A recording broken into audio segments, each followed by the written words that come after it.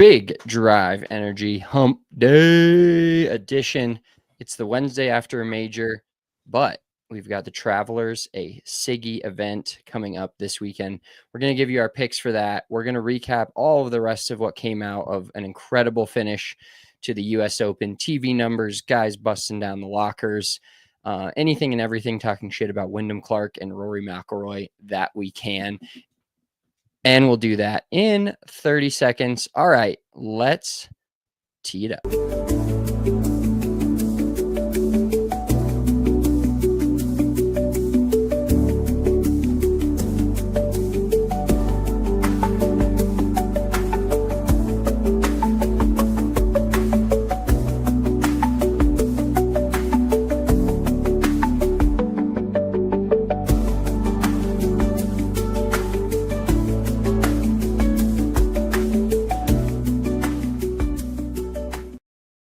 What is up, everybody? Welcome into Big Drive Energy, part of the Golfer Gang Network. Make sure you're checking us out on all the socials at Big Drive Energy Golf on Instagram, Big Drive Energy on the TikTok. We're posting fun golf content for you almost every single day, especially during the summer when we're playing a lot. We're getting to play a lot of golf right now, and I'm telling you what, dude, it's hotter than a MF here in Colorado. And I know you've complained about being hot, but I hoofed 9 holes the other day on Monday, and it wasn't too bad hoofing it because I've got my super light bag, like literally weighs almost nothing. And I love having my little Sunday bag.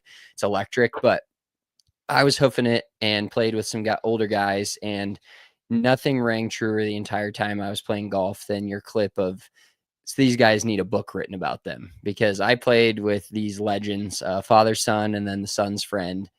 And dude, this guy, 70 something years old, and just hitting the absolute cock off the ball, just straight down the middle every time, and making the funniest comments in the world. Like, I finally got to putt with my new putter, thanks to you, my new jailbird. I was going to ask, how did the new jailbird treat you? Because it treated me like a baby treats a diaper, really. Well, the first hole, I made a 4-footer for bogey because of a bad chip. I grinding out a bogey on a fucking 370-yard par 4. Well, you know, it's just like I've gotten pretty good at just mentally realizing where I'm at, or just not being overly mad about a shot. But I hit one right in the center of the fairway on that hole and had 115 in. I tried to choke up a sand wedge and hit what I thought was like a 90% shot. It was right at the flag and sailed the green by 10 feet. So just like things like that, where I'm like, okay, I guess I chose the wrong club, or didn't choke down on it enough, or didn't take enough off of it. So things like that, where I'm not getting angry. And then my chip was in borderline ground under repair. There's kind of some white tape, some white paint around there, and I didn't take it out, and I fucking flubbed it. And then I chipped it to 4 feet, but made it with the jailbird. And then I did miss a lot of my other putts, but they were like 20, 25 feet. So nothing out of the ordinary, but I missed every putt left. And Jim, older guy, goes, yeah, that putter just misses left. And then on the 4th hole or 5th hole, he was like, I got to check this thing out. What is this called? And so I handed it to him, and he was putting with it, just messing around. Cause like every hole, dude, he's just, old men are in their own world. Every hole we played. Give a little background on Jim. He's like a plus handicap still. This guy's played golf at University of Houston with Fred Couples. The guy's an absolute fucking baller. What is he? Probably close to 70 now.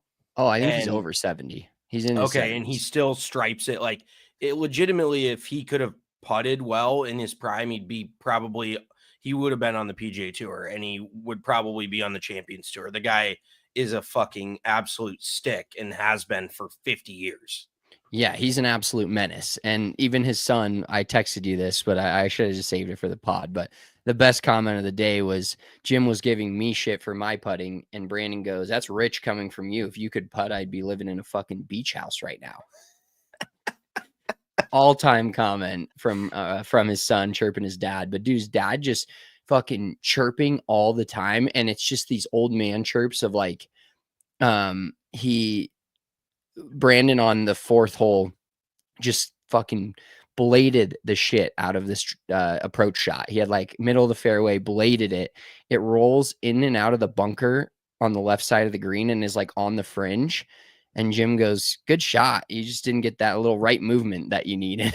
Like, and he's just so serious. He's so serious I was about gonna his say turf. his personality is so dry that's what makes it even better. Is he's like not trying to be funny. He's genuinely being like kind of a dickhead, but it's absolutely hilarious. Yeah, like every time you missed a green short-sided, and just as short-sighted as you could possibly be, he'd be like, "Oh, got a lot of green to work with," and then just drive off. Like he was absolutely hilarious. But anyways, The best thing, well, I was gonna say the best thing about playing with those guys that they have a one weakness. Like if we were to play with him in the member guest, you could derail his entire day with just talking about his putting.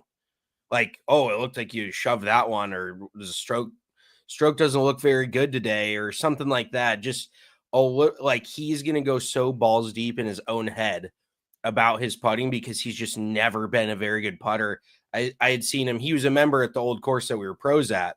So I had seen him hit putts before. I mean, he was always messing around with different putters, different grips, and he just literally, I don't know what I've never seen for somebody like I'm not tooting my own horn. I'm not a great putter, but I've never been like a bad putter. I feel like if I was to rank my putting on a scale of 1 to 10, it'd probably be like a 7-ish.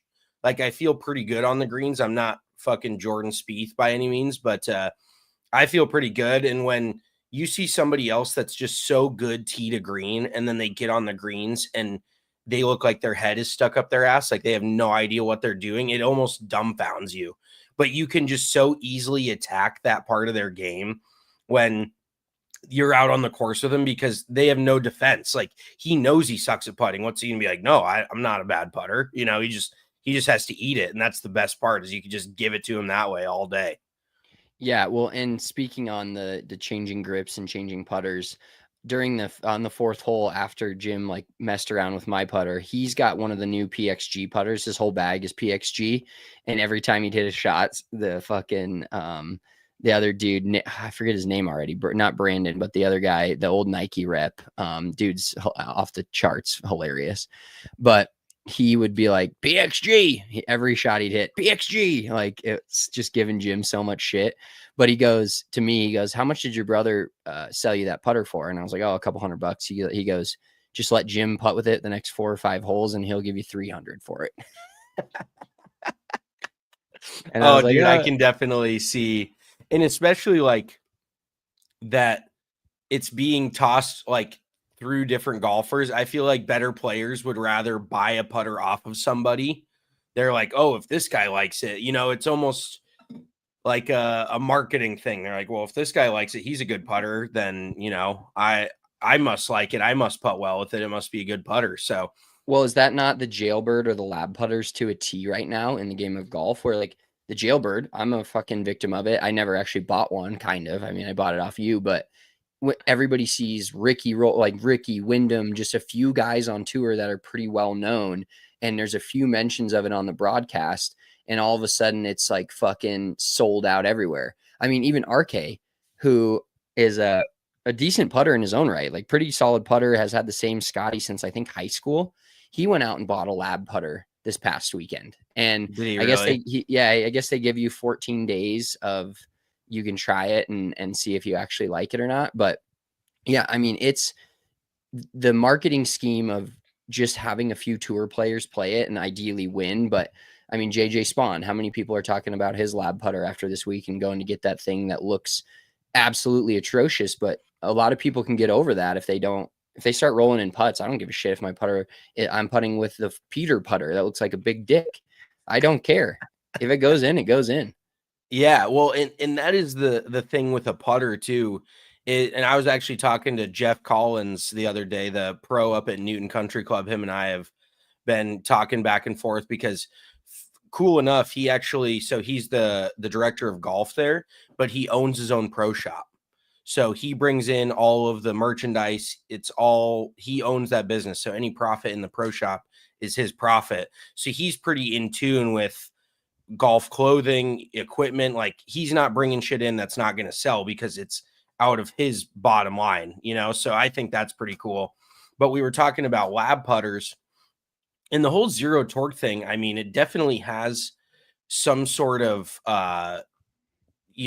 there's definitely something different about it that has some sort of actual use. And I did look it up. They have 3 patents on the lab putter, which I don't know how now TaylorMade is making the zero torque and Callaway's making the zero torque. There must be some way around these patents, but putting is just so subjective that like a driver you can get on a TrackMan and actually test it versus your other driver. You can see if it's going further, if it's going straighter, but there's really no way to measure a putter. Like it's all off looks and feel and in the confidence that you have when you stand over it, and seeing other people make putts with that putter just injects that confidence to the point where there's really no measurable way to do it. You're just like, I like this. It feels good. I feel like I can make putts. And like you said, it could be a fucking dog turd on the end of a golf shaft, but if you're making putts with it, you don't care. That's all that matters. So Lab has definitely taken that area of golf, like that niche putting area, by storm, because I feel like it was similar to Seymour back in the day. We both had Seymour putters at one point. I loved my Seymour putter. What's been another like niche golf brand, like maybe Bettinardi or Rife? Well, you know what's interesting about Rifle? Rife. I think Rife putters. Was it What's Rife? interesting Okay. about those and what you're talking about is it's kind of the brands that do it, but it's also the concept of the putter in general. Like when Seymour came out and got huge, what was their go-to? Everything was straight shafted. They had Yeah. everything straight And they shafted. had the little alignment thing on the back of the head that you knew the putter was square every single time. Exactly. And straight shafted putters became a thing. Now, I don't even know what you call it. Fucking gooseneck, chicken neck, broke neck, whatever the fuck it's called. But all these putters now, the popular ones, are going to the shaft is somewhere in the middle of the head, but it's That's the also zero in torque thing. it's in the middle of the head both ways versus like it doesn't go straight shafted down into the heel. It's in the middle, but then it's also in the back of the actual club, and the putter head is way out in front where it's like below you. And even the putter, going back to Jim, even the putter that Jim was using, the PXG one, the shaft was, down and backwards, and it was in the middle of the club, and then the So it head was was in zero front of it. torque. Yeah, exactly. And Okay. that's what the rate, not necessarily the company, but a company that comes out and then does something also different in terms of the actual construction of the club, like Lab has done, like Seymour did. Anybody can make a milled blade. They've been doing that for years, paying Scotty Cameron, etc. But to really separate yourself, you got to have kind of like new mathematics and new aerodynamics and torque and all that behind it to get people to, because I feel like not a lot of people switch putters to go to something that's the same. They don't go from this blade to this blade. Like Scotty Scheffler, perfect example. He went from a blade to a mallet. That's also a big jump for people that I made a while ago, and I do have some blades that I have in their rotation, but not very consistently. So when you go from a blade to a mallet or a mallet to a blade, it's just that consistency and the total change of the putter head, the weight, the feel, and the look that gets people thinking they can start making more putts. For sure. Well, and the other interesting thing with putters too, I don't know if you've ever thought about it like this, but once you get some sort of foothold in the putter market, I feel like it's not easy to stick around. You have to drop new products, but once you gain that certain foothold, there's always going to be a market for those, because people will always buy a putter just to have it like in their arsenal. And there's really no other club in the bag. You're not like, oh, let me get another set of wedges that I'll switch out, depending on if I don't like these wedges this week, or I'm going to take my old driver from 10 years ago and put it back in the bag. I mean, we've seen that before, but it's a pretty rare occurrence. But you see people with putters from 15, 20 years ago, like they'll pull it out of their garage, fucking knock the dust off it. It doesn't matter.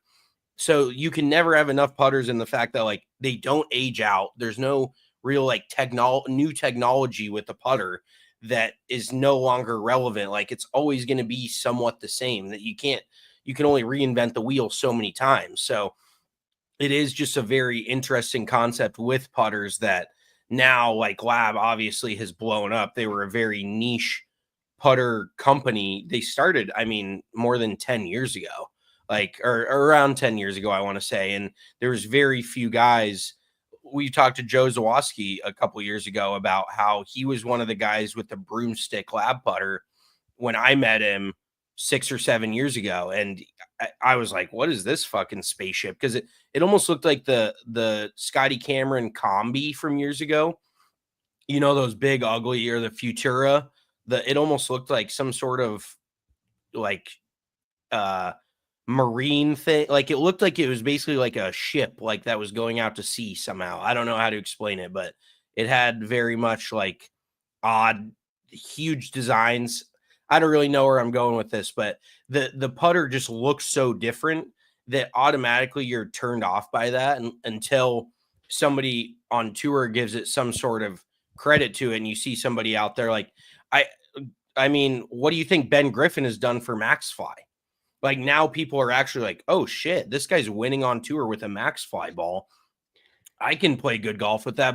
But before that, it's such a branding and marketing thing. And that's what all golf equipment really is at this point. It's all, obviously it's a feel and a look thing, but it's a branding and marketing thing, because you cannot make golf equipment much better than it is right now, just flat out. Like, there's no, the RNA and the USGA have put rules and parameters on all of the equipment, so you can't go and make something revolutionary at this point. It's just all marketing and all about getting people out on tour to have some sort of brand recognition and make people realize, like, oh yeah, like the fact that a 12 handicap's like, I can't play with a MaxFly.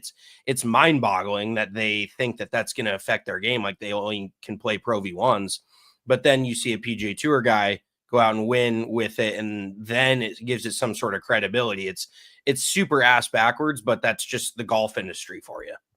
Yeah, and speaking on the MaxFly, Brandon, who I played with, I know I'm going back to this, he was playing MaxFlies, and he's like, I always thought of it as a shit ball. And then you see Ben Griffin, that's his exact quote. And so that's how it goes. And one thing I wanted to mention too, we'll kind of talk about this and JJ Spaun, but you were talking about golf clubs and getting the pros to play them, and then it gives it some legitimacy. And the cool thing about golf in general is everybody feels and likes different things. And you look at JJ Spaun, who's now a major champion, had a great career on the PGA Tour, in relatively speaking. He's going to be on the Ryder Cup team, which we'll get to a little bit later as well. But looking at, did you see the tweets that came out about his golf bag and what he's got in it? Yeah, he's got Titleist drivers, Srixon irons. It's Cleveland wedges, right? Yeah, he's got the Cleveland RTZ wedges. He's got the Titleist QI 10 Tour 5 wood. He's got the Titleist GT3 driver, and then he's got the Srixon ZX5 irons with the lab putter. So he's kind of all over the map, but these pros are so in tune with their golf games. And yes, there are some rules for certain players that have X amount of spend from a TaylorMade or a Titleist or whatever, where they have to play the clubs. But you see right there with a major champion at one of the hardest majors we've seen in recent history, a guy that wins is just playing a fucking mixed bag of random shit that just because he likes it. And that's what's fun about golf, is like you can fucking change all of your equipment and have all the different stuff, and it doesn't really matter as long as you like the look and the feel of it and you feel like you hit it well. Yeah, I mean, there's so many more guys nowadays that have a mixed bag of clubs than there used to be. It used to be 14 club deals. Like, unless you're playing every single Titleist club, Ping club, I mean, even Cleveland, Srixon, they make drivers, they make irons.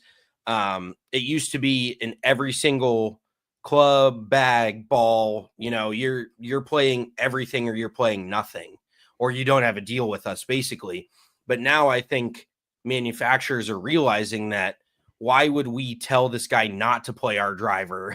Like, because for all the guys that don't want to play your driver but want to play your irons, there's going to be guys that don't want to play your irons but do want to play your driver.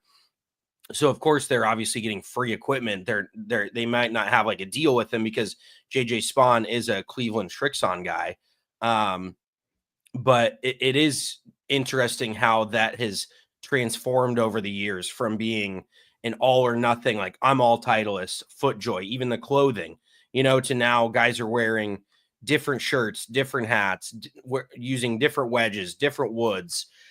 So it is pretty cool to watch, like you said, because it truly gives an actual showing of what equipment is good. It doesn't like, well, this guy plays the Titleist driver, so it must be great. Honestly, I think Ping is probably one of the most played drivers on the PGA Tour. And that's because it rates out every single year as one of the top 3 best drivers, no matter what. And same with Callaway this year. I think the Callaway Elite has rated as like the top driver on tour. And so guys are just like flat out playing it. But I will say that let's talk about Cleveland and Strixon a little bit, because they almost went by the wayside. I feel like there was years where you heard nothing from Cleveland Strixon. It was very popular when we were in high school. You played Cleveland quite a bit. We were playing Strixon balls. My first ever staff bag was a Cleveland, and my first ever staff deal was with Cleveland Strixon. Okay. What irons did you have? Oh, yes. You had those, the ones with all the different colored grips on them. You went fucking weird. And you were playing shorter irons, weren't you? Yeah, I remember. This is just a look into a golfer's mind, and anybody listening to this that plays golf will probably understand. I'm maybe on a little bit of the lunatic end of this, but we did a fitting day / building our own clubs day when I was in college in the golf management program. And I was hitting the 7-iron. I forget what brand it was. And then the guy handed me a different 7-iron, or the same brand 7-iron, but said, try this one. And I flushed like 5 in a row. And I go, what's the story here? He goes, that's cut down 1/2 inch. I immediately headed to the club lab at my school and fucking cut every single iron I had down 1/2 inch and regripped them. I mean, and I'm still kind of like that, but I don't venture out enough and see enough different material and don't want to spend the money anymore on golf. Like I have a set that I'm trying to keep this set of clubs that I have in my bag basically until I'm too old to swing X's and have to go to stiffs or regulars. Like that's my plan. Now that could change, you get a little bit of money, you feel like you want to switch, but I have, as crazy as it sounds for cutting my clubs down, I have severe anxiety over changing any golf clubs in my bag. It like, other than putter, I can switch out I could switch out in 3 holes and it wouldn't bother me. But any other club, it takes me weeks to feel like I actually can swing that club. Switching out my irons is like, I should make that a national holiday if I do it, because that's how important it is to me. And that's how insane and freaked out I get by switching my irons.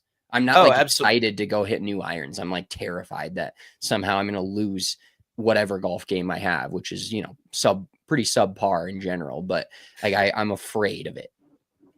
100%. And I feel like as a young person, like when we were teenagers, we loved to switch equipment. I was going and buying a different set of used irons. Like I remember I had a set of TaylorMade rack irons. I had a set of Cleveland irons. I had played a lot of Titleists, like AP2s. I had AP1s at one point. I had, you name it, I was playing it. Like I did not give a shit. And I loved the tinkering with different shit. And just like you said, now you get even like your grips.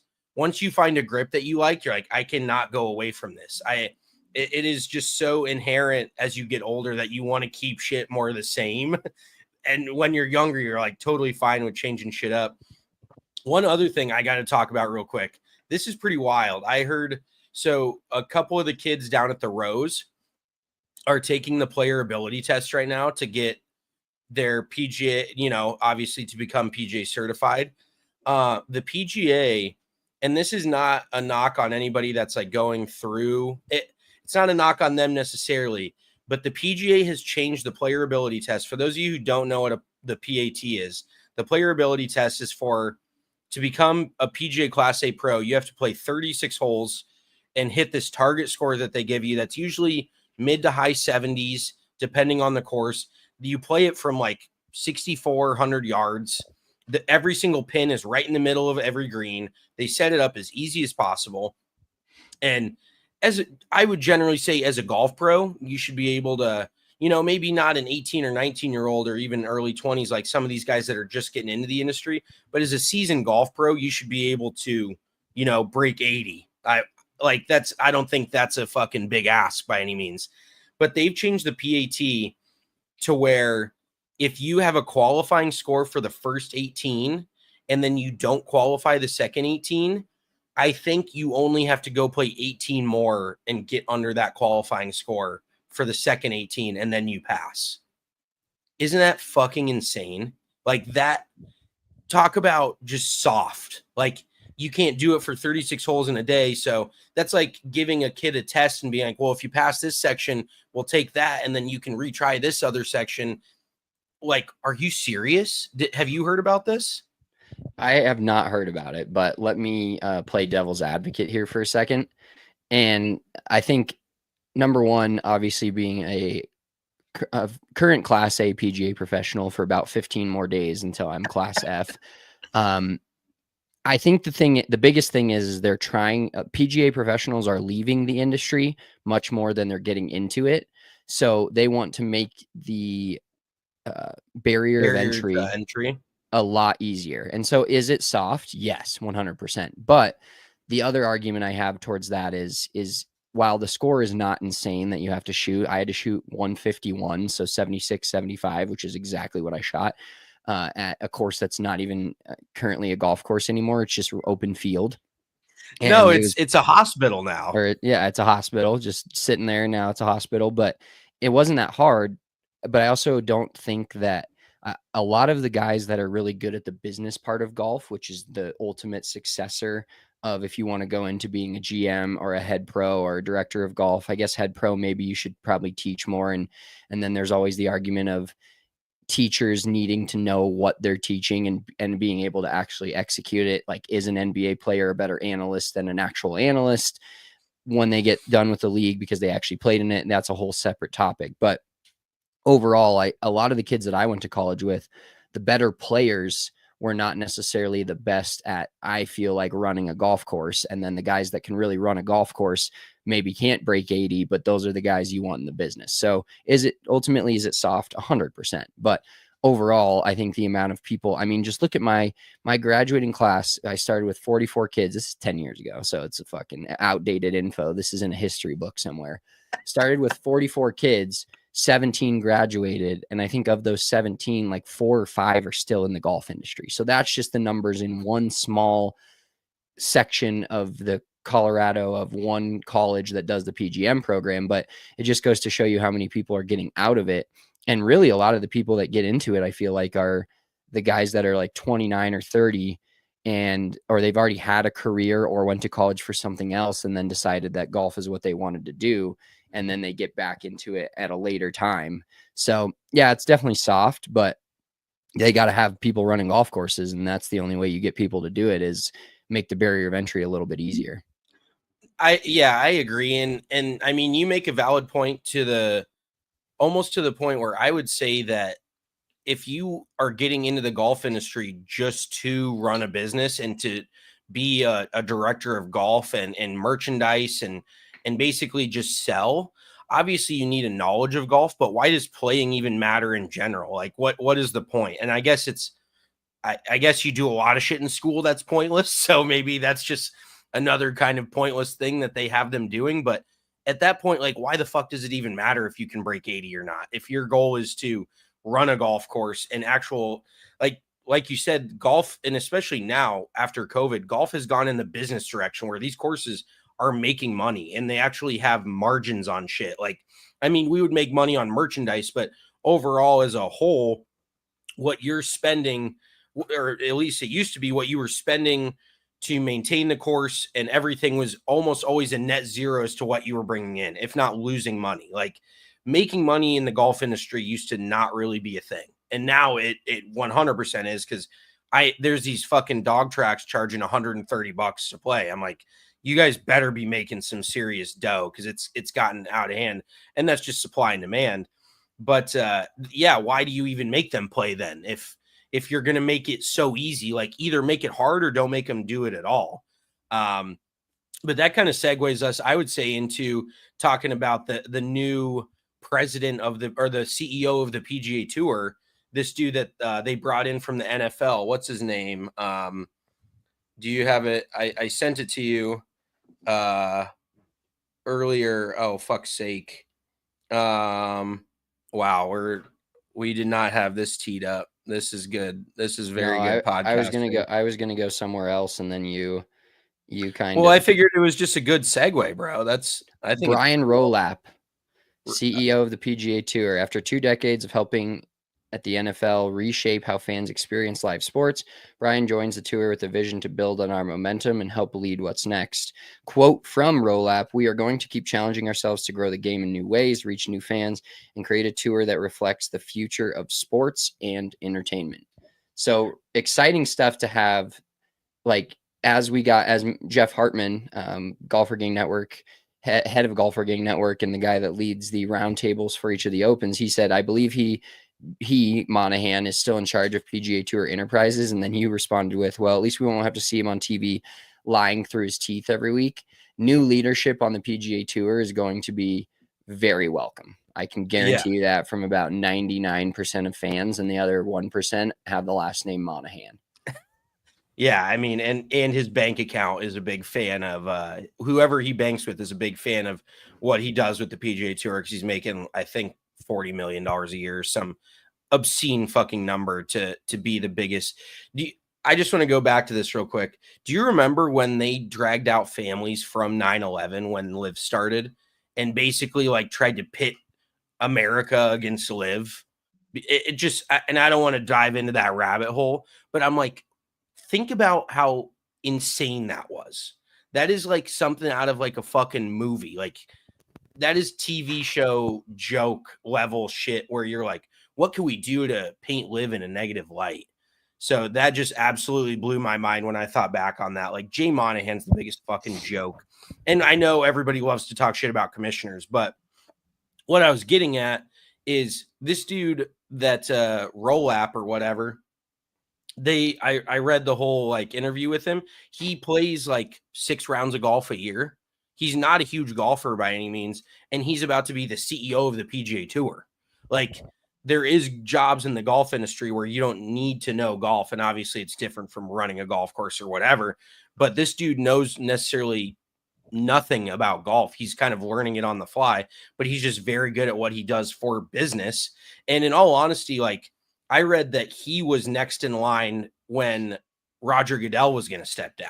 So the fact that the PGA Tour pulled him from the next NFL commissioner to now being the CEO of the PGA Tour, first of all, they got to be paying him a fucking obscene amount of money, which no surprise, but also that he has had that kind of influence on the NFL, which is far and away the biggest sport in America. Just TV ratings, merchandise, everything. It's fucking head and shoulders above any other sport.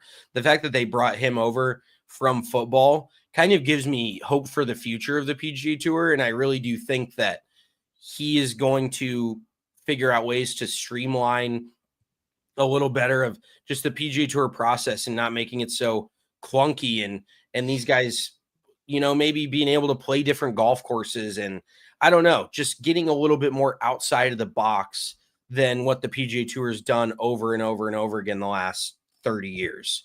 So I'm very hopeful, but I think it's very interesting that the dude knows virtually nothing about golf, and they're just kind of throwing him into this role because he's got a great background in business. Yeah, exactly. It's just a total change up to what the PGA Tour has been doing, because they know they need to keep evolving in order to keep up with other tours or stay ahead of other tours, or just continue to grow the product and visibility on the product year over year. Because we see the visibility numbers and they were decent for the US Open, but you want to continue to grow those and find different ways to get new eyes on your product and people paying attention to not only the majors and not only the signature events, but the Valero Texas Opens. And what can you do to get people to watch the John Deere Classic, you know, like, other than the sickos like us that are watching every single week and betting on it? What can you do to get everybody that's like, oh yeah, PGA Tour golf? Because in the summer they kind of own it. I mean, everybody loves, not everybody, but there's a lot of people out there that love baseball. But golf is 4 days a week. Dying sport. It is a dying sport slowly, but 4 days a week for a golf tournament, where Thursday through Sunday, you have almost full day coverage, which coverage is getting better thanks to ESPN Plus, PGA Tour Live. But you can watch a lot of live sports when golf tournaments are on a Thursday through a Sunday. I also wanted to get back to, just real quick, wrapping up kind of the US Open and the winners and losers from the US Open. there's obviously some very clear winners, the JJ Spawns, but another winner that I had, and I'll let you get into the losers because there's two clear losers from this week, not only from the golf perspective, but the Tyrrell Hatton, I think, not only having a great week, being ahead and tied for the lead at one point with Carlos Ortiz and JJ Spaun and all the guys, but Tyrrell Hatton is known to be a hothead. And I think obviously being a hothead and being on live, there's people that think that's funny. And there's a great group of people that think that's fucking annoying and think that he's just a piece of work. And I think his interview where he was finishing up, obviously not going to win the tournament. It was going to be JJ Spaun or potentially Victor Hovland with a crazy turn of events on the 18th green. He's kind of watching at the side, watching the TV and seeing JJ Spaun make that and going into like celebration for him, as well as Robert McIntyre, how hard he celebrated for JJ Spaun and just how much these guys love incredible golf shots, which his putt is going to go up there as one of the most incredible. It would have been better if that was to win the event and like 2-putt would have tied it. Like that would have been off the charts, maybe one of the best golf shots or putts hit in the history of the PGA Tour. Still very up there for how tough it was, but Tyrrell Hatton, definite winner. And I think the people that are more on the fence on him regarding he's a live guy, but he's funny, those people are definitely all the way in on Tyrrell Hatton now. And the people that are he's a live guy and he's just a hot head and there's no room in the game of golf for that, I think we'll turn a little bit of a corner on Tyrrell Hatton after the US Open. Yeah, I would agree with that. I definitely think he got some fans out of that interview. Did you also see Tyrrell Hatton kind of got into it with the reporter in that same interview? Because Tyrrell said like something about bad luck. And the reporter's like, what part of it was bad luck? And he was talking about his drive that didn't get into the bunker on 17 because the rough was so wet. And basically the reporter was insinuating that you shouldn't hit it there. And Tyrrell was like, well, every other day up until we were playing in an inch of rain, the ball was rolling through. It was like a yard of rough between the fairway and the bunker. The ball was coming in hot enough. I mean, it's probably traveling 150 plus miles an hour. It should be able to get through a yard or two of rough. And it ends up sticking on that downslope right before the bunker. And he ends up making a bogey and kind of takes himself out of it. But Tyrrell definitely like snapped back at the reporter, and Tyrrell kind of hit him with what do you mean? Like what about it wasn't bad luck? So that was kind of funny too, where Tyrrell goes from this looks like an asshole questioning a reporter, kind of getting into it with him, to that smile when JJ Spaun hit that putt and he goes, oh, he's hold it. And then he like looks over and gives that big smile. I thought that was super cool. He was actually like very, and honestly, it makes everybody else look better that JJ made that putt and finished on a high note, because people aren't going to talk about Tyrrell Hatton's bogey on 17. That kind of, he played his way out of it. Or just Sam Burns and Adam Scott basically giving the tournament away. Like somebody went out and won the tournament, and that's what's going to be talked about, which is great. Yes. And speaking on your Tyrrell point and just the interview, the thing I love about players now is the media is getting a lot of blowback and going back on the players for not speaking. And I'll let you talk about Rory here in a second as one of the big losers of the week, not only for his play, but for his actions again. And even Scott Van Pelt called him out, which if SVP's got your name in their mouth, it's probably not, it's either a really good thing or it's a really bad thing. But the thing about interviews now is I love when players go back on reporters, because reporters ask these kind of leading questions. And when they're stupid, I love when a player, whether it's NFL, NBA, golf, whatever sport it is, calls them out for their question, because basically what the reporter is doing is calling out the player for their answer. But the reporters are not used to players calling them out for their questions. It happens every once in a while and clips go viral, but it's becoming much more of a consistent thing from professional athletes. And I'm here for it, because if your question's not ironclad and is meant to lead them in a way that they don't necessarily want to go, or something they don't want to talk about, I like when instead of the players say, I'm not talking about that, or kind of just giving a boilerplate answer, I love when they go, well, you're asking the question. How ironclad is this? What do you actually think that wasn't bad luck? that happened to me. Like they aren't standing for it. And I think obviously it makes for great interviews and great clippable moments, but it also kind of separates the really good journalism from the bad, and the people that just want to kind of set players up. Those players are fucking not having it, and I am here for it. Yeah, the players are no longer taking the bait. But I would much rather, like you said, hear a guy give blowback like Tyrrell did than just give like this boilerplate answer. Well, maybe it was bad luck, maybe it wasn't. Like Tyrrell's like, no, that shit was bad luck. And like you said, I think Tyrrell is ramping up to a major win. I definitely think that he is going to, and I'm not gonna, keep it a secret. He is my pick to win the Open Championship this year. I think he's got a very good shot. Of a couple other guys do, but I feel like Tyrrell is kind of ramping up mentally to the point where he knows he can compete in these majors. And it is just so funny because he does nothing that special in his golf game. He's just super solid and he's great with the putter. And obviously playing over in the UK, or is it in Ireland? I think this Open Championship is in Ireland. So I definitely think he's got a very, very good shot at it. What was I just thinking with Tyrrell? Hotheads make it exciting. The sport of golf needs more hotheads and emotion. Yeah, 100%. I mean, we can't have 120 Scotty Schefflers out there. That would not make for a very fun tour. Just like you can't have 100 or 30 Peyton Mannings out there. You got to have your Russell Wilsons and your fucking Kyler Baker Murrays Mayfields. And yeah, you got to have your Baker Mayfields. You got to be running from the cops, getting arrested, like shit like that. But another winner, I would say, from the US Open this week is actually just the Live Tour in general, because Carlos Ortiz, a virtual nobody, like not thought of as one of the premier Live guys. He's not the Brooks, the Bryson, the Tyrrell, the John Rahm. He's just kind of a mid to higher level Live guy, but a lot of people kind of forgot who he was, and he went out and contended and played really well at this US Open. So maybe more people are realizing like there is some depth on the Live Tour. It's not just the four big guys over there and then a bunch of fucking hacks, which there is definitely some hacks, relatively speaking, at the bottom of those leaderboards. But just a guy like that, like the mid-level, like Joaquin Niemann. I'm sorry. Well, Niemann played like dog shit. Fuck Joaquin Niemann. I'm fully out on him at this point. I have no trust in his ability to get anything done when it comes to the majors.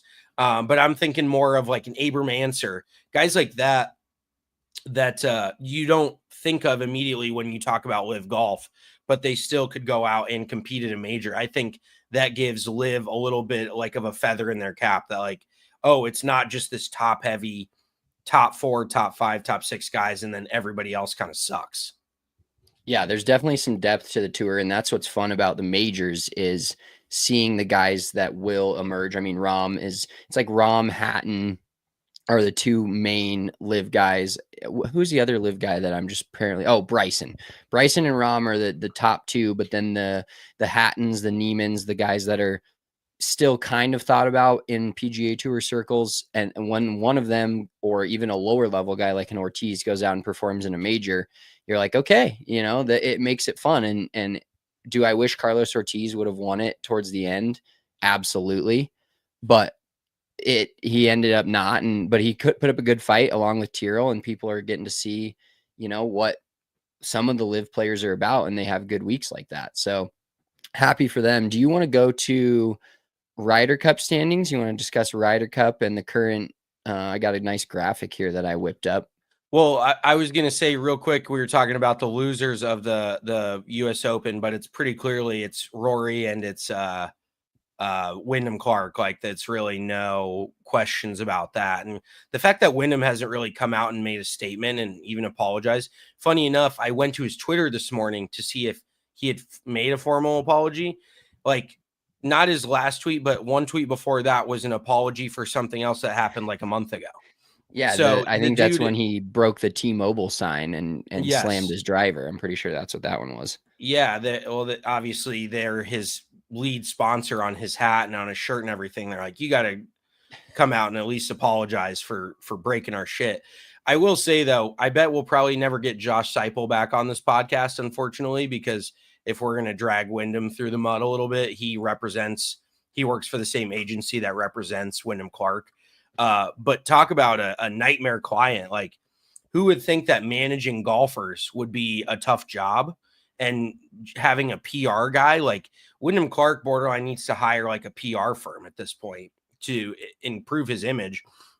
And on top of it, the irony of it all is that he's played like pretty bad all season, and he's like 80th in the FedEx Cup right now.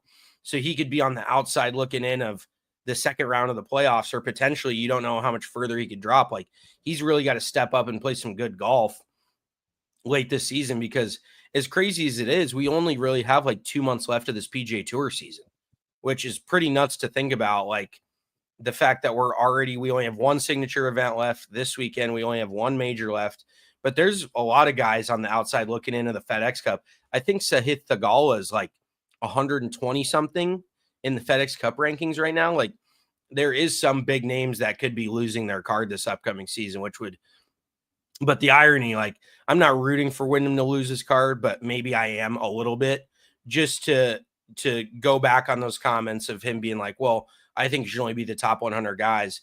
And just the fact that Wyndham was on the Ryder Cup team, Wyndham was on the Olympic team, like, it is crazy that his career has just been so volatile.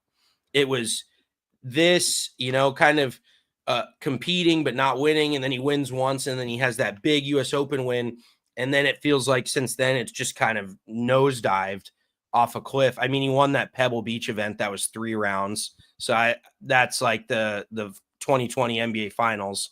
That doesn't count. I'm sure it counts money-wise and shit, but in his bank account, I'm sure he was happy to pocket that $4 million, but I don't really count that as a win. But other than that, all he's done is make an ass out of himself and and that was the funny part too, is when he won the US Open, there was this whole Golf Digest write-up on him about how he's learned to control his emotions and how much calmer he is and how he's taken that step. And now it feels like it's kind of reverted back to now that he's got all these expectations and people think of him as a major winner and a Ryder Cup player and all that stuff. It feels like the emotions are really getting to him maybe more now than ever. So it is pretty ironic to sit back and watch. Obviously, the dude's already made, $20-some million on tour. He's fucking living a phenomenal life. And so that's just kind of the perspective you got to put it in. But I have no problem talking a little shit about him because he has been a bit of a joke at this point out on the PGA Tour.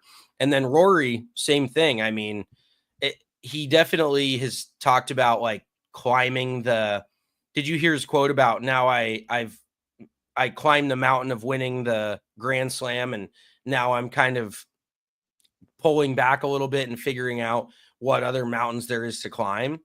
And it's like, well, you've won what, 5 majors? Is it 5 now? I think 5 or 6. 5 or 6. And basically saying that he quit halfway through the US Open, I think was one of the most insane parts of the weekend, was admitting that he quit halfway through a major championship because he's already done it. Yeah. You know what? Tiger already did it 15 times. Jack did it Exactly. 18. Like, Phil's done it a bunch. Like, it's not over, dude.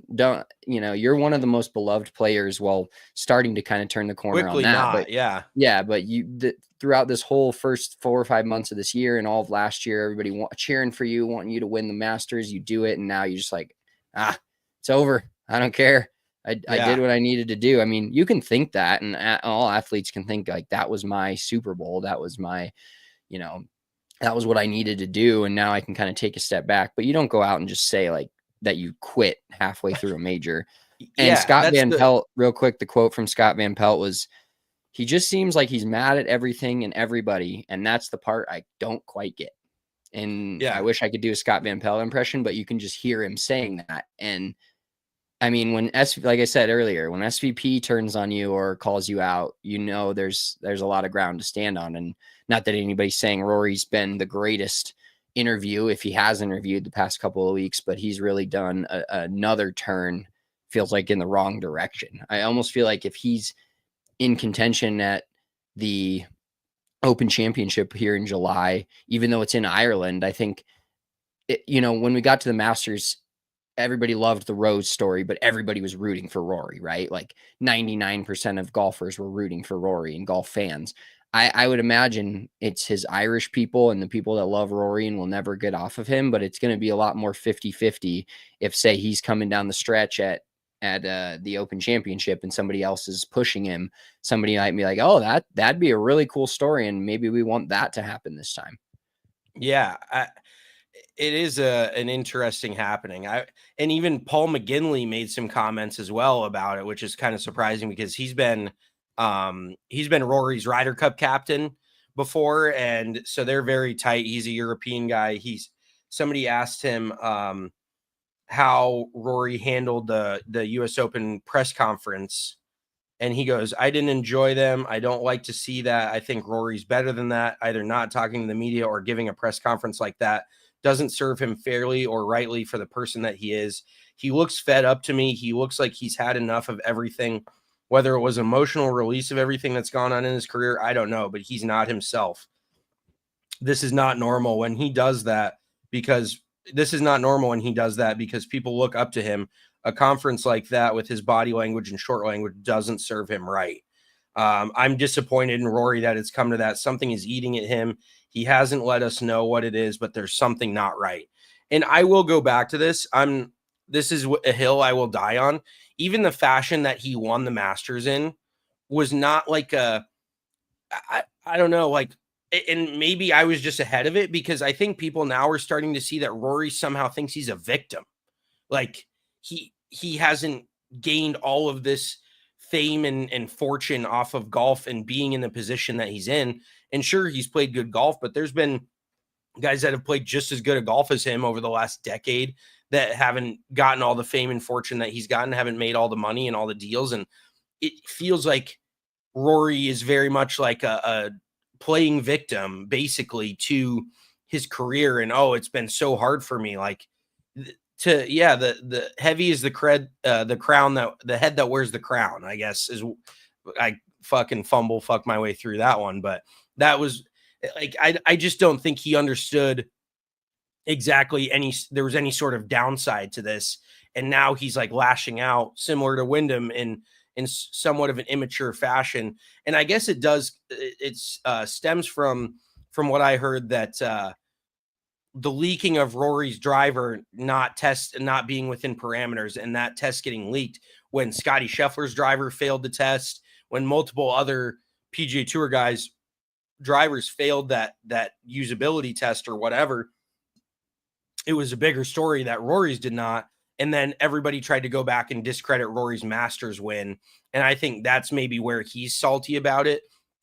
But at that point, you got to think a guy like that's got to have thicker skin. And maybe he's just like Rory's the Kevin Durant of fucking golf. Like, he's got time for everybody. He's going to go through all the receipts. He's going to call out everybody. And maybe that's just the guy he is. But you feel like he's been doing this for 15 years. He's got to have a little thicker skin at this point. And apparently he just doesn't. Yeah, apparently he's just kind of wearing out. You spoke about his Ryder Cup captain.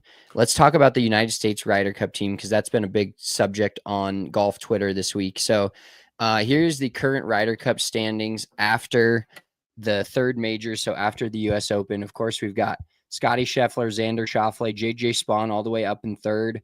Bryson, Justin Thomas, Colin Morikawa, Russell Henley, Ben Griffin's almost a lock at this point, Maverick McNeely, Harris English, and the list goes on. And I cut it at 24. We've got Michael Kim, but Wyndham Clark down there at 23. Doesn't look like we're going to see him at Bethpage, which is nice. And Keegan Bradley kind of hanging around there at 17th. We never know if we're going to get the player coach or not. The manager coach, the captain coach, captain player, whatever you want to call it. I was going to say, you just kept saying manager, coach, captain coach, chicken family manager, you know it. But what stands out to you about this Ryder Cup team and guys that are locks and guys that you think may be captain's picks based on, because I think no matter what, Keegan is going to pick some of these guys as his captain's picks that are down in the 15 to 20 range because he's felt like they deserved it. But what are your thoughts on the Ryder Cup team and the way it's shaping up for the United States team? Yeah, well, so it looks like that, isn't it not correct that the US team, they have 6 locks and then 6 captains picks? Is that, I think that was what I read. Let me check So on that. I think if you're in the top 6, you're a lock, and then from there you can obviously be a captain's pick. But I think Ben Griffin at this point is a lock. I don't see how, especially with his showing at the US Open as well. And then crazy enough, Andrew You, Novak is a guy that I've talked a lot about this year. you Do are you have correct though. 6 and 6. Okay. 6 guys. So right now the guaranteed would be Morikawa, Thomas, DeChambeau, Spaun, Schauffele, and Scheffler. And then you got to believe like he's gonna pick like a Henley, a Griffin, McNeely, like anywhere between. If you're anywhere between 7 and 10, you're probably safe to be picked, I would imagine. And then once it gets to the 11th and 12th guys, that's where we may see Keegan go in a different direction or go semi down the leaderboard a little bit more. See, I honestly think that just by proxy of Ben Griffin playing well, and Novak's had a great season in and of himself, but look at what Novak and Griffin did together at the Zurich. Like, that is the one team event, and they dominated that team event. They played their ass off.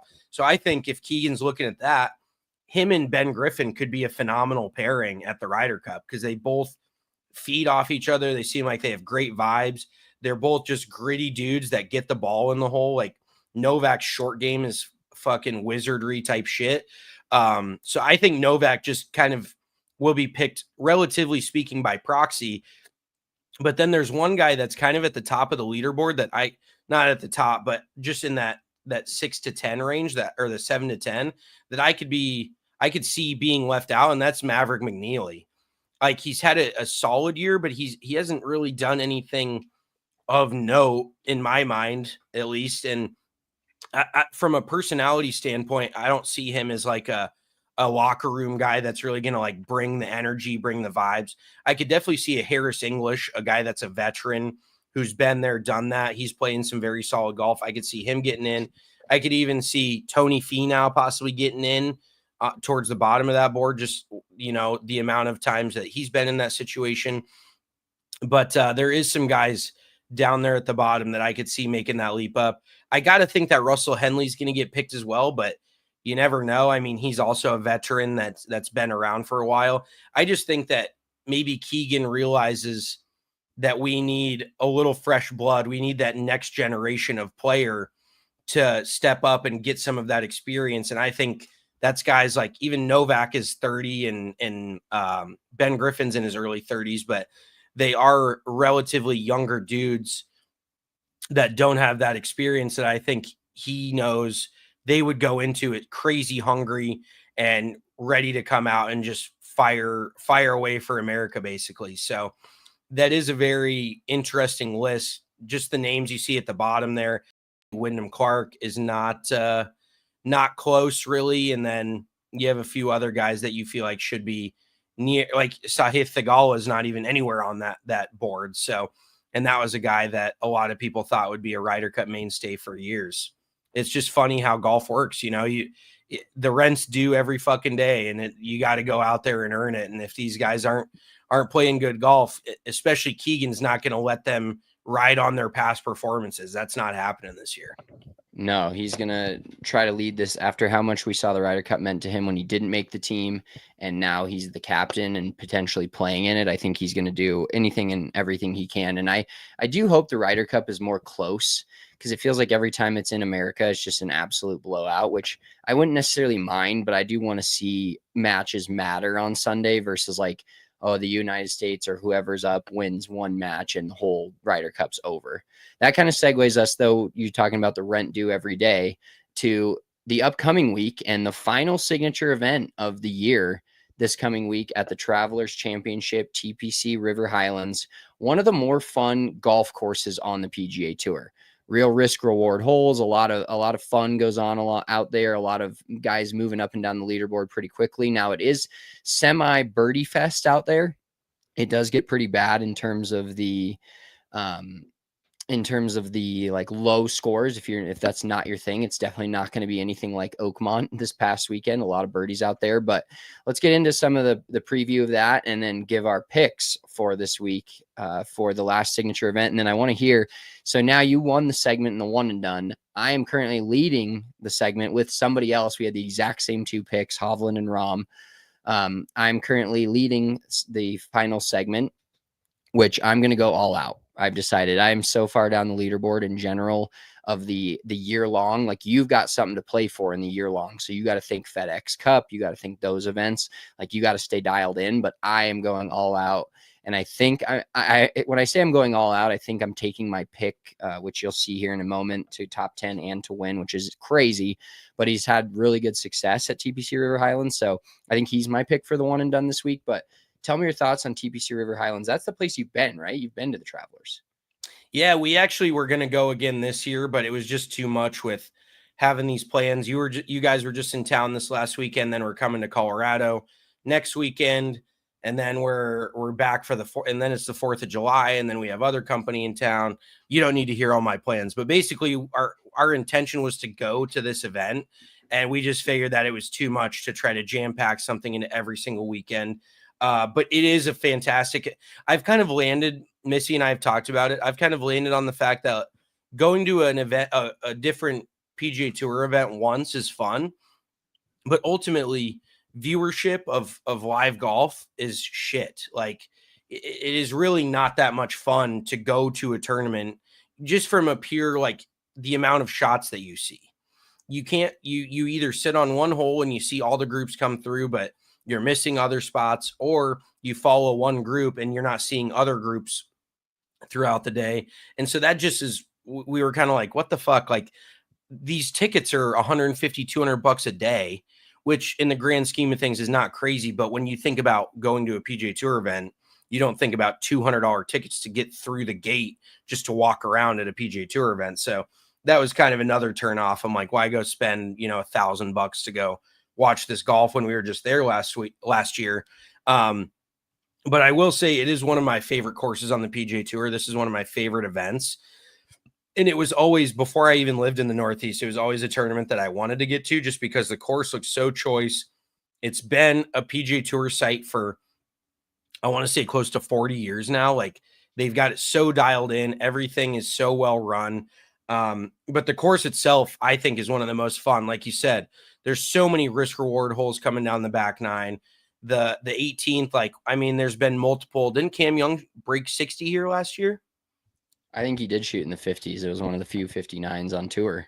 Yeah, and Jim Furyk has shot 58 here years ago. Like, it is truly one of those courses where when these guys get it going, because it is only 68 44, par 70, but it's pretty short by tour standards. So these guys are just going to shred it this week. It looks like, I was just looking at the weather, it's going to be pretty hot. Not too bad until Sunday, but then Sunday it's 93. So that is going to be just a fucking steam room out there. Last year it was ridiculously hot, somewhere in that ballpark. Saturday 87, Thursday 89. So it is going to be steamy. It's going to be hot up there in Connecticut. And these guys are going to be just firing at pins. My favorite hole out there is the drivable par 4. I think it's 14. 14 sat or on 15. That. Yeah, it's the most fun hole. It's maybe one of the top holes on the PGA Tour, just in terms of the play of it and how fun it is to watch and how much can change in one hole there. Yeah, and we watched some phenomenal tee shots on that hole. Like, it is truly similar to 17 this last week at the U.S. Open. You can make a 2 there, you can make a 6 there, or a 7. Like, it is easy to do. I want to go back to that really quick, and then we'll get back to the Travelers. I think it's almost unfortunate that JJ Spaun made the putt on 18, because the shot he hit on 17 was the shot that won him the golf tournament. And the putt on 18, everybody's like, the most improbable. And I looked at like Twitter and it's like, oh, this is so incredible. And it was all his putt on 18, which, yes, 70-footer to win the US Open, obviously.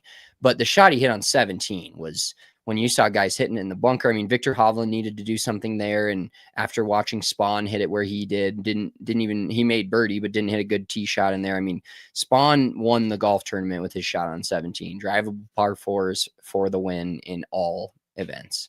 Yeah. Well, and I'm going to piggyback on that just a little bit. When I talked earlier, it was either Sunday or maybe last week when we were talking about JJ Spaun's golf swing. And I was like, he just hits this little peel cut and his release low and left around him. You can see his upper body just gets through it every single time. How money that swing is. So on 17, he hits a 175-mile-an-hour ball speed, 55-foot cut in the air, carries it like 280, 278 or 282 or something. On 18, he hits a 175 ball speed, 56-yard cut, and that carries 282 yards in the air. Like the tee shots he hit on 17 and 18, two of the big, most pressure-packed tee shots he's ever hit in his life. He just hits the exact same peel cut, 2 shots in a row, goes birdie the last 2 holes at the US Open. So that's where when people, you have your draw versus cut debate, if you can dial in a fucking butter cut like that, that is almost more satisfying to me than a draw of the ball. But what were we talking about at TPC River Highlands? So that's just kind of drivable 4 and 15. Let's get to our picks, the Big Bet Energy picks for TPC River Highlands this week. Travelers Championship in the final signature event of 2025. I can't believe it's already here. That's insane. I'm going all in on Cam Young. He is plus 6,500 to win it and plus 330 to top 10.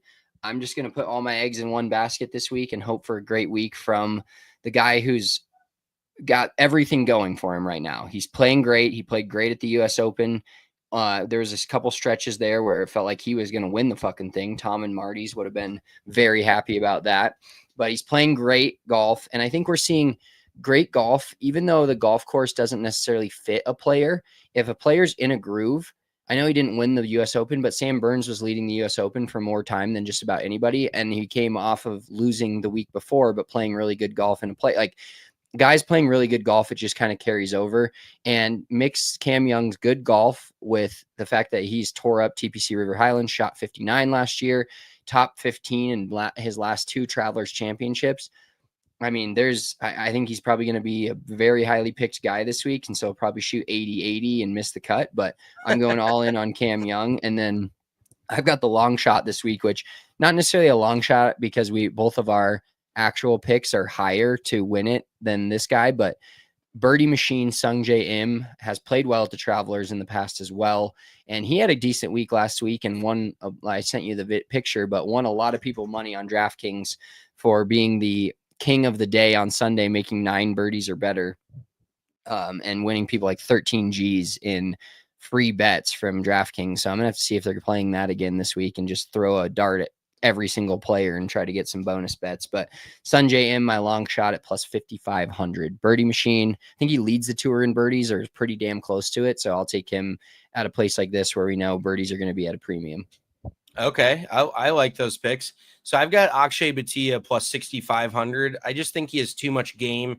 He hasn't had a great year this year, but I know he's played well at the Travelers in the past.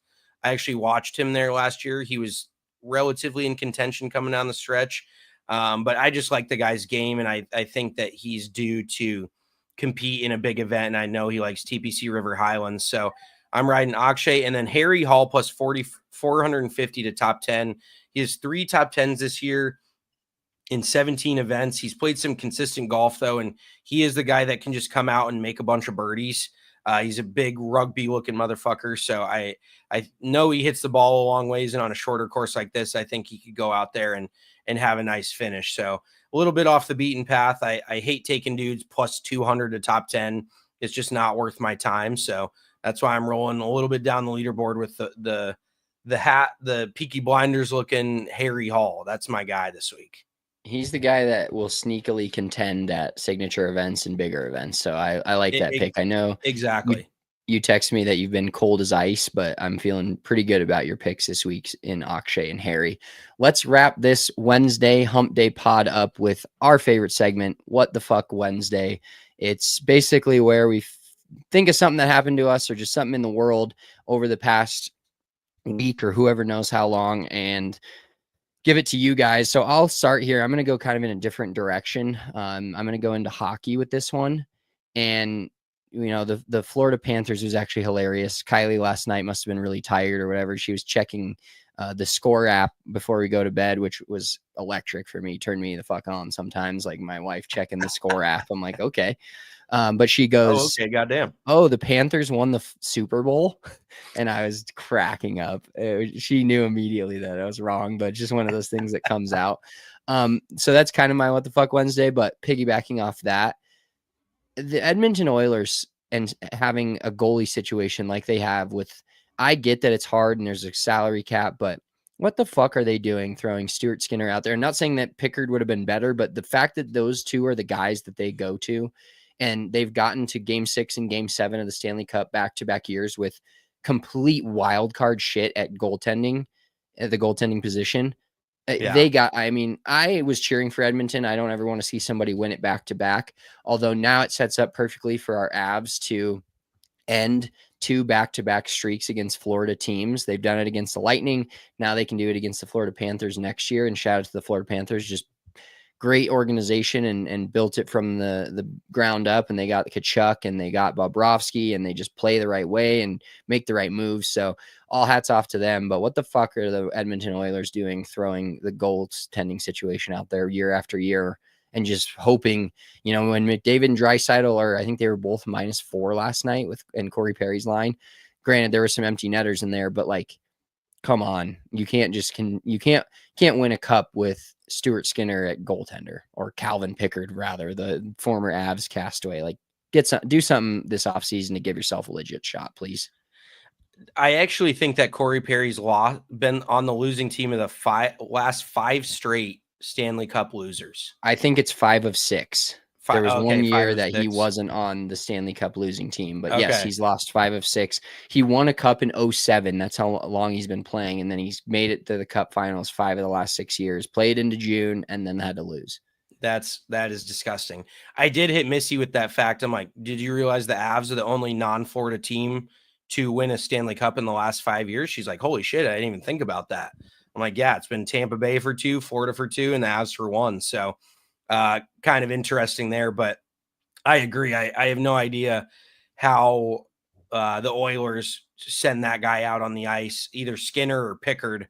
I mean, Pickard was he was an AHL guy for the Avs years ago, and now all of a sudden he's playing in the Stanley Cup. But yeah, they're just the typical try to create as much offense as possible, and Florida just fucking mucked it up. They're just rats. Brad Marchand, fuck him, dude. I cannot stand. I like the guy, but I hate the guy. Like he went nuclear this postseason. Just absurd. I think he had 6 goals in the Stanley Cup. Like, yeah, he definitely had 6 goals in the first 5 games, and I don't think he scored last night, which didn't matter at that point. But yeah, just getting a guy like that. 37 years old. It doesn't make sense. Some of these hockey guys just, I don't know what they're taking, but they're just playing like till they're 40 and they're still, and that is where I think grit really comes into sports. Like that dude just wants it more, I feel like, than other guys. And in hockey, that comes into play so much. Like, are you willing to go dig a puck out of the corner? Are you willing to defend the net and stand in front and take a puck off the calf, like off your shin? Like nobody wants to do that shit. But if you want to win bad enough, you will do it 100%. And Marchand just like absolutely embodies that. My what the fuck Wednesday is this whole Caitlin Clark scenario. She's basically getting assaulted. Yes, your shirt, great shirt. Shout out Caitlin Clark. I mean, she is the Steph Curry of the WNBA. She alone is creating ratings that we have never seen. They're talking about LeVar Arrington today on my way to the gym. I listened to LeVar Arrington and Jonas Knox for like 5 minutes because it's before, it's like 5:30 in the morning. So their show, Two Pros and a Cup of Joe, great show. I used to listen to it all the time when I had to drive an hour for work. But LeVar Arrington compared her to Michael Jordan. That's what he said that. He was like, it's very much the same where he got into the league, she gets into the league, and everybody else is bodying her up, which is fine if it stays in the spirit of basketball, which is not all that physical of a sport, but they're trying to, just rough her up and really get into her chili. And I think, last night it kind of boiled over and then the coach went in and shit like that. But dude, go on with your take. I mean, yeah, she got Captain Insano'd. She got fucking poked right in the eye. And then while she's like covering her eyes, this bitch comes over and I shouldn't say that. That's on me. But this chick comes over and fucking shoves her to the ground. Maybe it was a little bit of a flop on Caitlin's part, but when you're covering your eyes, you're really you're not expecting to get blindside. Somebody shoves you. So then she gets shoved to the ground. And apparently there was not a flagrant foul called on that whole situation. Nobody got a flagrant for that. Caitlin got Captain Insano, double eye poke out, and then shoved to the ground. No flagrant. But then Sophia Cunningham, part of Tres Leches, came in. Dude, it was so funny though, because she came in and went at the chick that assaulted Caitlin Clark, and then there was a big scuffle. But then the Indiana Fever, this is my other What the Fuck Wednesday. The Indiana Fever tweeted out a video of Sophia Cunningham, and they're like, "This is our queen," or something like that. And you know how they'll like put a website on the video of like where this video comes from? The website on the video said blacked.com on it. And it was a video of Sophia Cunningham like on the bench. And everybody's like, what the fuck? Like their social media person's getting fired after this. You may be right there, but you may have gotten got because there's a Fever fan page that looks very much like I've almost got by them a few times. Oh, fuck. There's a Fever fan page that says like the Indiana Fever. And I think the handle is at the Indiana Fever, but then it says fan page or something like that. But that has almost gotten me a few times as the official Indiana Fever. Oh my God. So there's hilarious. Another What the Fuck Wednesday for me too. Then I just got again on the internet. Like, because I even went through the replies and everybody's like, oh my God. Everybody was getting got because it legit looked like the Indiana Fever fan page. So I was like, oh my God, just a colossal fuck up by their social media person, but apparently not. So hand up, that's on me. But the league's got to do something about Caitlin Clark. They can't be letting their star player, their golden goose, just get absolutely ruined. I will say though that she does talk a good amount of shit, which I respect, but then she kind of gets what's coming to her. I honestly see Caitlin Clark as like a Larry Bird type that's gonna like talk all that shit, but then she's gonna give you 40 right in your eye and make these sick passes and pull it from the logo. She talks shit, but she definitely backs it up. So it's this is the one. This is the fan page. The Indiana Fever is a parody account. And it says our warrior. And then it said this video is altered to contain an address for an online porn site, blacked.com. So you did get got, but that's almost happened to me multiple times by that exact same Fever account. So what heads a up, bummer. buddy. Heads up on the internet. I'm new. Well, and also just NBA Centel getting in on WNBA shit is all time hilarious. That the shit that they're tweeting is like, this girl got fined $35 for pulling so-and-so's hair, and they have just been unlocked. Their WNBA content is off the rails.